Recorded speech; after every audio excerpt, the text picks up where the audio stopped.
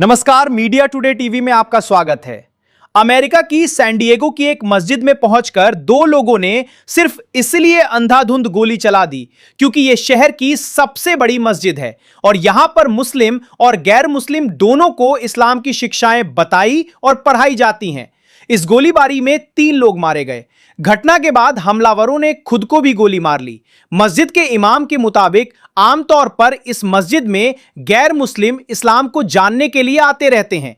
सोमवार को भी कुछ गैर मुस्लिम लोगों का एक समूह इस्लाम को जानने के लिए मस्जिद का दौरा कर रहा था। इस मस्जिद में एक इस्लामी इदारा भी है जिसमें 5 साल की उम्र से लेकर 10 साल की आयु तक के बच्चे अरबी भाषा और कुरान की तालीम हासिल करते हैं। मस्जिद में मौजूद सिक्योरिटी ऑफिसर अमीन अब्दुल्ला ने अपनी जान पर खेलकर सभी बच्चों और नमाजियों को तो बचा लिया, लेकिन खुद मारे गए। पूरा मामला विस्तार से समझिए।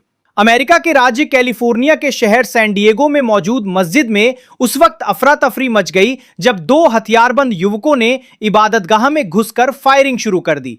उस समय सेंटर में नमाज, दीनी तालीम और कई धार्मिक गतिविधियां चल रही थीं।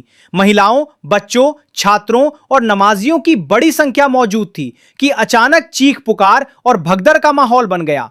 इत्तेफाक से उस वक्त गैर मुस्लिमों का एक समूह इस्लाम के बारे में जानने के लिए वहां आया हुआ था। ऐसे नाजुक वक्त में इस्लामिक सेंटर का सिक्योरिटी गार्ड अमीन अब्दुल्ला दीवार बनकर खड़ा हो गया।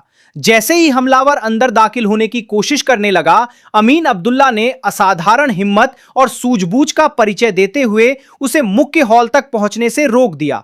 उन्होंने अपनी जान की परवाह किए बिना नमाजियों और छात्रों को सुरक्षित रास्तों की ओर निकलने का मौका दिया। इसी दौरान हमलावर की गोलियों का रुख उनकी तरफ हो गया, लेकिन वो आखिरी पल तक डटे रहे ताकि अंदर मौजूद मासूम जानें सुरक्षित रह सकें। गंभीर रूप से घायल होने के बावजूद अमीन अब्दुल्ला पीछे नहीं हटे और अपनी जिम्मेदारी निभाते रहे। स्थानीय प्रशासन और इस्लामिक सेंटर की कमेटी ने भी माना कि अगर अमीन अब्दुल्ला ने समय रहते मुकाबला ना किया होता तो जानी नुकसान कहीं ज्यादा हो सकता था। इस हमले में कुल 5 लोगों की मौत हुई। इनमें 3 लोग इस्लामिक सेंटर के बाहर मौजूद थे, जबकि 2 हमलावर बाद में अपनी गाड़ी में मृत पाए गए। शहीदों में एक सिक्योरिटी गार्ड भी शामिल थे। हालांकि मस्जिद के अंदर मौजूद सभी बच्चे और छात्र सुरक्षित रहे। अधिकारियों का कहना है कि सिक्योरिटी गार्ड की बहादुरी ने संभवतः बड़े जानमाल के नुकसान को रोक दिया। San Diego police chief Scott ने कहा कि घटना की जांच हेट क्राइम के तौर पर की जा रही है।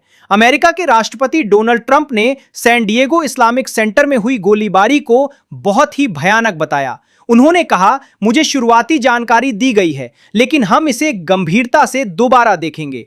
इस खबर में बस इतना ही। अब मिलूंगा अगली खबर के साथ। आपको यह खबर कैसी लगी मुझे कमेंट करके जरूर बताएं।